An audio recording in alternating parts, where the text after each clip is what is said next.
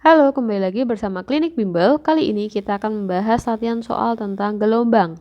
Next, nomor 6. Gelombang yang memiliki frekuensi 450 Hz menjalar dengan kecepatan 350 meter per second. Kemudian tentukan jarak dua titik yang memiliki beda fase. Beda fase itu kayak gini, itu adalah 1/6. Oke, yang ditanyakan adalah tentukan jarak dua titik ya, itu berarti adalah delta X. Ingat, untuk beda fase itu kita punya rumus delta X dibagi lambda. Nah, lambdanya kan kita belum tahu, kita bisa tahu dari dua ini dengan cara V sama dengan lambda dikali F. Lambdanya adalah, kita mau cari lambda ya, berarti lambda sama dengan V per F. V-nya adalah 350, F-nya adalah 450. Sederhanakan, bagi 50 berarti 7/9 meter. Setelah itu, maka beda fase sama dengan delta X per lambda. Kita mau cari delta X. Berarti beda fase dikali lambda. Beda fasenya 1/6, lambdanya 7/9. Berarti dapat 7/54 atau 0,1296 meter. Kalau kalian carinya senti berarti kali 100 aja, berarti 12,96 cm. Selanjutnya nomor 7, frekuensinya adalah 450 Hz. Kemudian kecepatannya 350. Yang ditanyakan adalah beda fase dengan selisih waktu 10⁻³ second. Oke, beda fase tadi kan kita punya rumus delta X dibagi lambda, atau kita bisa menggunakan beda fase sama dengan delta T dibagi periode. Nah, periode kan kita belum tahu. Periode itu bisa dicari dengan 1/F atau 1/450. Kemudian berarti kalau sudah yang ditanyakan adalah beda fase, berarti langsung kita masukkan delta T-nya itu adalah 10⁻³, ini delta T ya. 10⁻³ dibagi 1/450 menjadi 450/1 dikali 10⁻³ menjadi 45 kali 10⁻², atau 4,5 kali 10⁻⁻1. Nah, seperti ini. Kemudian nomor 8, seutas tali memiliki panjang 3 meter. Salah satu ujungnya diikat pada tiang, ujung terikat berarti ya, ujung terikat, sehingga membentuk gelombang stasioner. Pada tali terbentuk 3 gelombang penuh. Oke, 3 gelombang. Tentukan, nah ini stasioner. Ingat, kita gambarkan dulu. 3 gelombang tuh berarti kayak gini. Oke. Sama seperti di video sebelumnya, ini itu merupakan sumber getar. Yang ini itu adalah pantulannya, pantulan. Nah, kalau untuk gelombang stasioner kita hitung itu dari pantulan, bukan dari sumber getar. Nah, di sini dikatakan bahwa panjang talinya itu adalah 3 meter. Yang ditanyakan adalah jarak perut ketiga dari ujung terikat. Berarti dari sini ya. Perut ketiga, perut pertama, perut kedua, perut ketiga. Berarti di sini. Nah, ini bisa kita simbolkan X. Atau P juga nggak apa-apa. Nah, karena memang gelombang stasioner itu dihitungnya dari ujung terikat, berarti kita bisa langsung menggunakan rumus dari rumus dari perut. Jadi perut ketiga itu kalau di ujung terikat memiliki rumus 2N plus 1 dibagi 4 dikali lambda. Nah, lambdanya tapi kita belum punya. Kita gunakan yang ini, 3 meter ini. Sama banyaknya gelombang. Banyaknya gelombang itu ada 3 gelombang. Berarti kita tulis 3 lambda sama dengan 3 meter.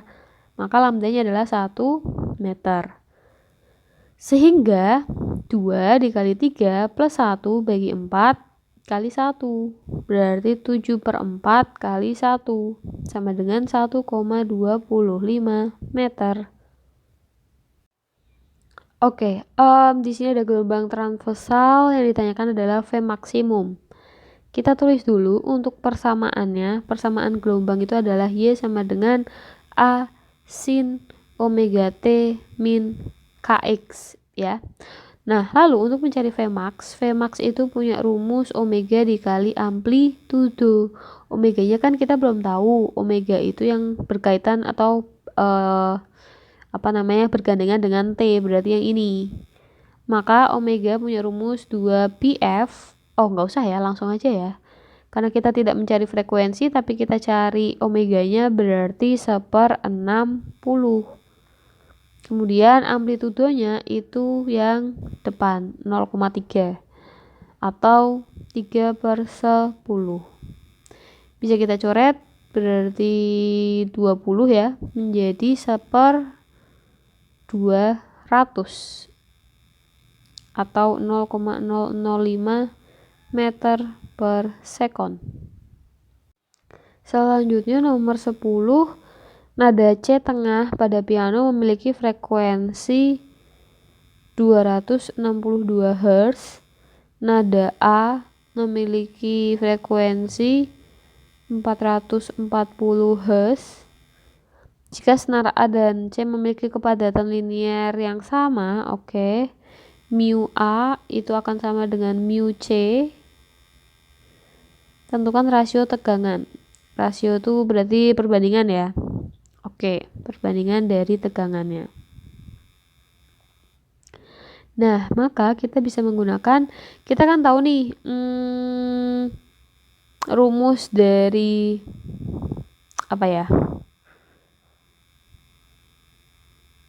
rumus dari frekuensi gelombang tali itu adalah 1/2L kali F per mu. Kenapa kita menggunakan ini? Kenapa nggak menggunakan kecepatan? Karena di sini dikatakan panjang L-nya sama. Nah, yang ada panjang L-nya itu bisa pakai frekuensi juga. Sebenarnya kalau misalkan pakai yang rumus kecepatan tali itu juga bisa sih sebenarnya. Nah, sebentar. Kita menggunakan yang frekuensi, kenapa? Karena yang diketahui ini frekuensi ya, lupa, sorry.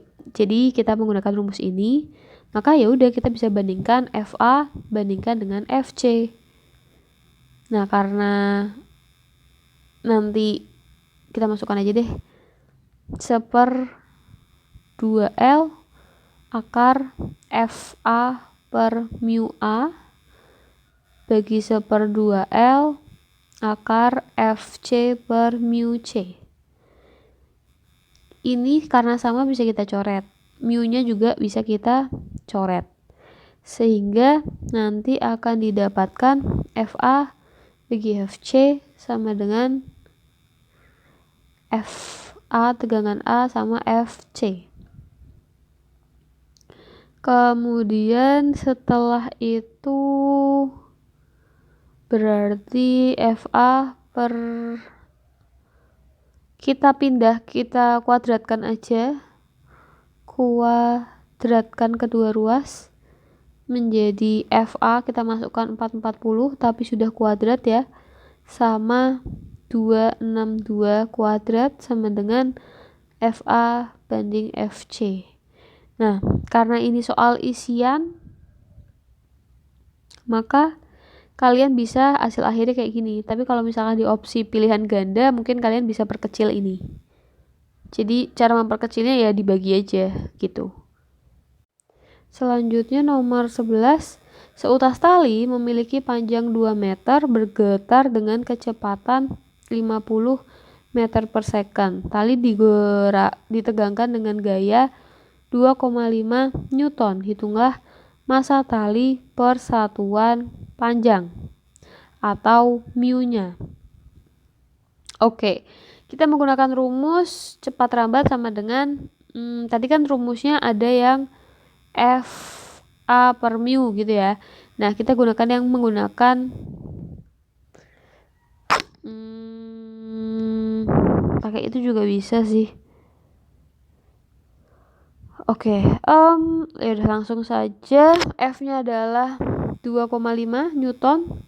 Mu-nya yang dicari, tapi V-nya sudah tahu ya. V-nya adalah 50. Kita kalikan semuanya menjadi, kita kuadratkan maksudnya, berarti 50 kuadrat sama dengan akarnya hilang ya, 2,5 per mu.